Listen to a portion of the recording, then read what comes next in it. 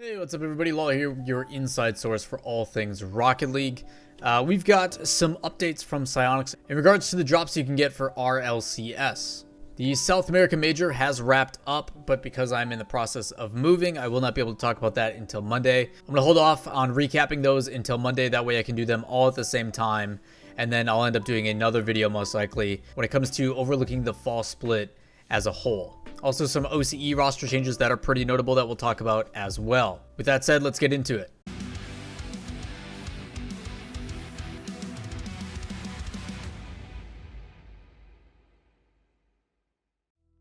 So for those that watch RLCS, I'm sure many of you are well aware that you can link your Twitch account to Rocket League's Twitch channel, and that allows you then to obtain what they call fan rewards. By passively watching the stream, and no, you don't have to type anything in chat, you can just sit and watch the channel and you have a chance to obtain items in game. Some of them are displayed here. I will go over all the new ones as well as the massive list that are included. They do have some legacy ones that are not available currently, like the Apex wheels that were super popular, but these have the ability to have unique variants of them where they're painted or certified.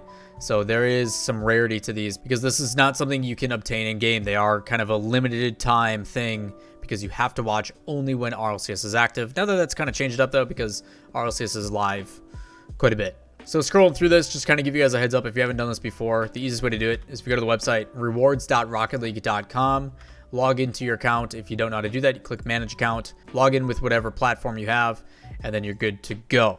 From there then, you can start, as they say, earning rewards. As you know, some of these are going to be new, some of these are going to be the same. They have added 8 new items as well as some old ones. An older one is the Stratum Badge Dominus. This one's old. The Splash Goal Explosion, also old. Emerald Wheels, also old. I think I have some painted versions of these that are pretty cool. Fallen Angel, I have a ton of these. These are old. Ballistic is old. It's a goal explosion. This one is new. It is the GOAT player banner, which I think is kind of awesome and goofy and silly in its own right. Very minimalistic. They have your bands. You guys should probably see Fairy Peak use this quite a bit. This is the one that he always uses. A lot of people ask me during my watch parties what decal Fairy Peak is using, and it's this one. So the your bands for the Fennec. The thing that they're changing is this is the OG that an RLCS decal for the Rocket League Championship Series, which was like an all-encompassing one. They have now added specific ones to just RLCS X, and they're super minimalistic, and I really like them. So that one's old. Rathogens, these are new. So these wheels are new.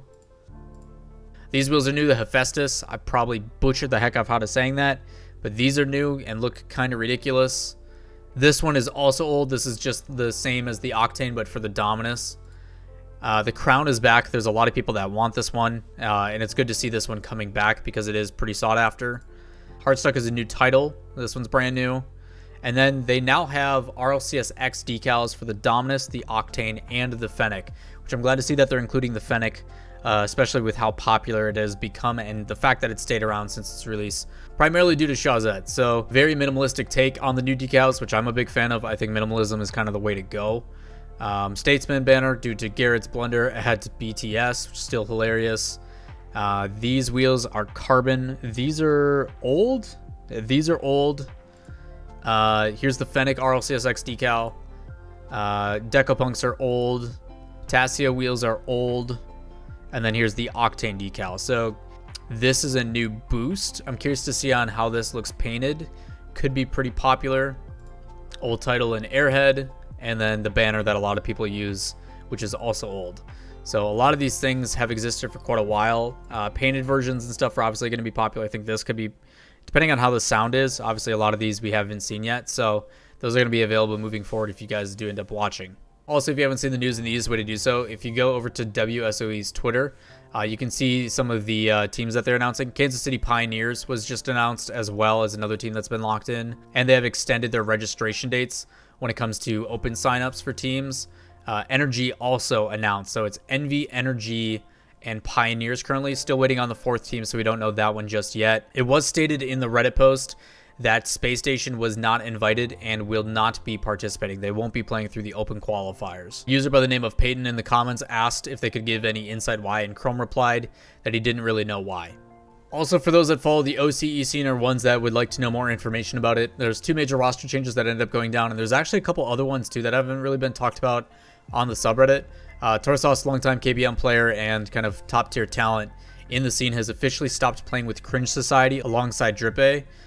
He will actually be moving from that roster, which is weird because they were like the 2nd best team, and will be going over to Ground Zero.